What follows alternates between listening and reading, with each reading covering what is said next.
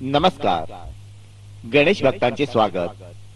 यावर्षी आम्ही सादर करीत आहोत चलचित्र भृगुमुनी वैकुंठात.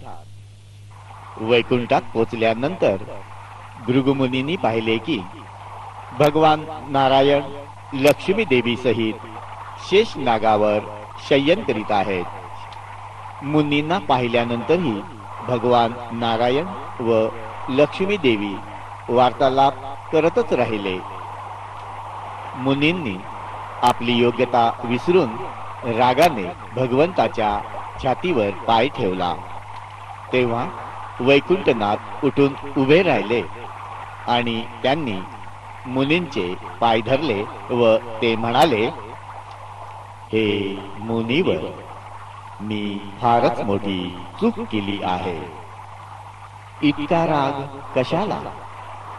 माझ्या छातीवर पाय ठेवताना आभूषणामध्ये लावलेल्या रत्नामुळे आपल्या पुष्पसमान चरणांना त्रास तर झाला नाही ना?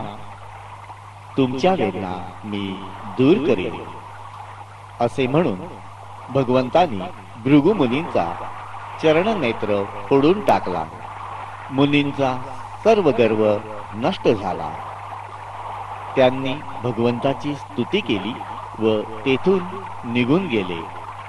भृगुमुनींनी मुनिगणांना सांगितले की श्रीहरी त्रिगुणातीत आहेत व यज्ञाच्या फळाचे अधिकारी आहेत.